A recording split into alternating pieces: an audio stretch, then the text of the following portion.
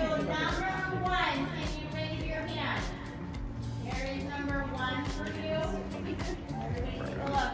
Number two, raise your hand. Number two is way down there by the mirror. Number three, raise your hand. Number three is going by the door. And number four, raise your hand. Okay, there's number four. You guys should all be taking notes. We're not sure yet if this is going to be a reason class. I'll let you know at the end.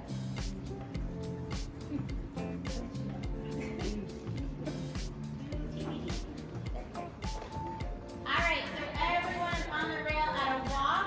You guys are now driving the horses.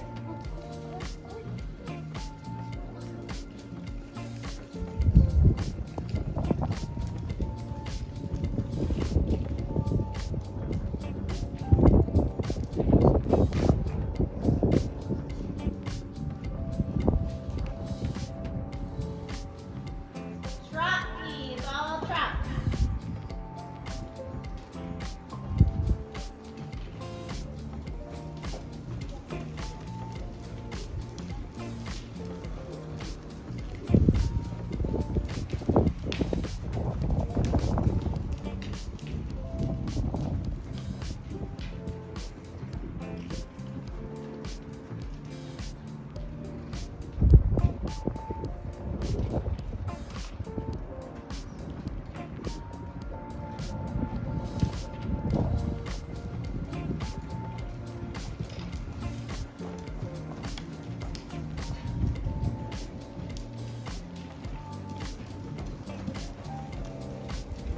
Extend the trot, please. Extend the trot.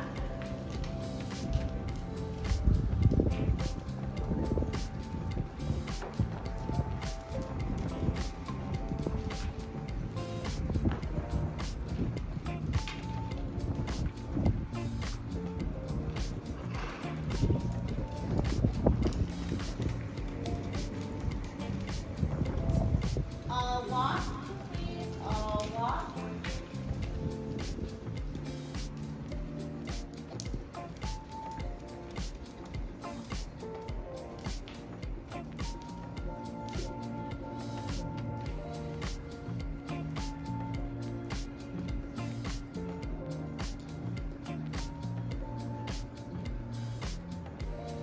Canter, please. All canter.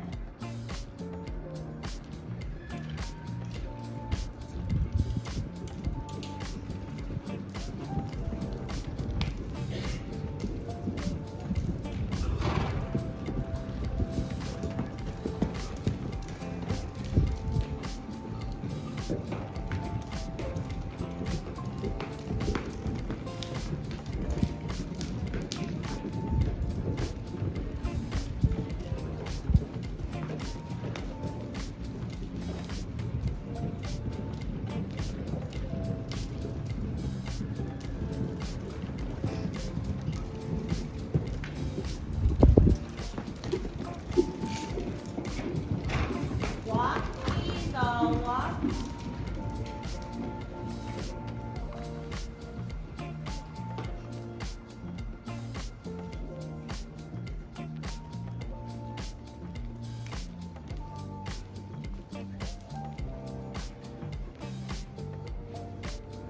Reverse and walk. Reverse and walk.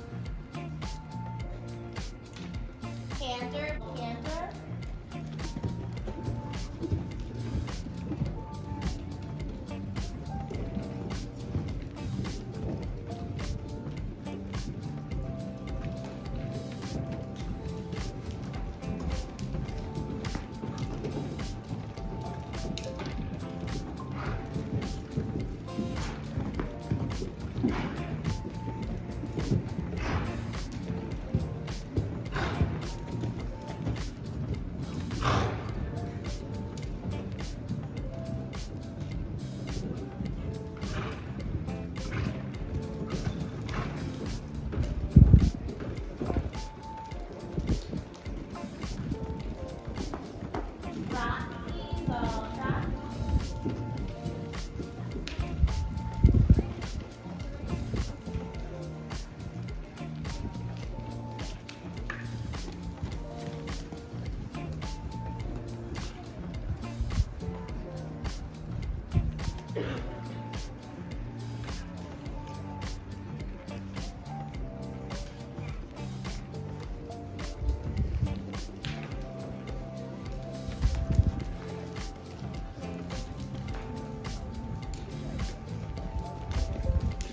Extend the trot, please.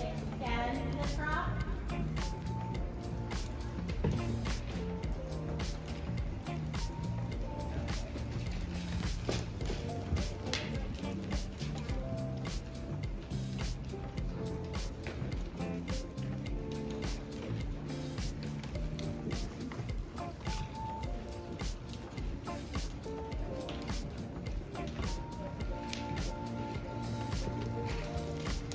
Walk, please, all walk.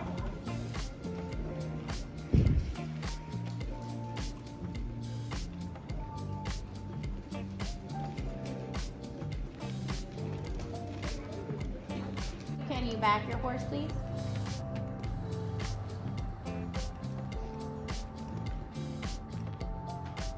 Thank you.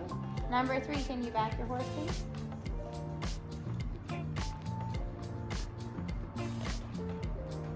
Thank you. Number 4, can you back your horse, please? Thank you. Class 1, 4, 3, 2. I'm trying to take a minute to make this up. And it has cuts of 2, 2, and 3. So that's only that they were kind of pretty divided in pairs. I think where a lot of people missed was that last place horse, 2, who I would actually say, I heard a lot of things about 2. But the main thing and why 2 was at the bottom of the class was 2 blew a lead. That's it. Right, really, if you're talking steady Eddie, 2 was actually, I was looking at 1 and 2 together as kind of a top pair until you take that into account. So a lot of people have that horse higher, right to the bottom, especially in 100 undersaddle class when we're kind of looking at responsiveness, manners. I heard some great things, about how the horses are moving, how they're tracking.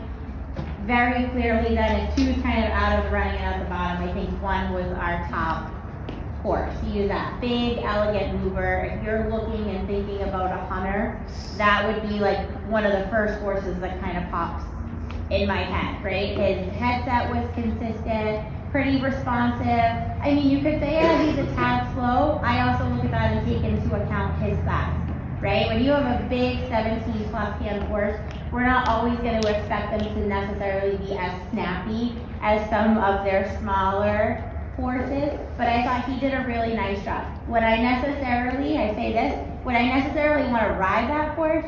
No. We could hear him, right? I was also looking at his rider in the class today, was doing a lot of work holding that horse up, right? He's very, very heavy in the front. In another class, probably would not have been at the top of the class, right? But what we're working with today was the best out of the 4 that we saw. What you guys noticed a lot of was looking at that 4 and that 3 horse. Both of them had some trouble with transitions, right? Upward and downward, inconsistent with the head. I did 4 over 3 because I thought 3 was very, very resistant to the bit. Anytime the rider put any pressure on those reins, that horse's head was sky high and fighting it. Upwards, downwards, didn't like any of it. And just not something that you want to see with a hunter. If I'm potentially going to take this horse over fences, the last thing I want to do is fight with your head, right? Or this is a horse that's going to get quick, and instead of being responsive to the bit, you're just going to try to throw their head up and ignore you. So not necessarily what we want to see in a hunter. So that's why I placed it 1, 4, 3, 2. Anybody have any questions?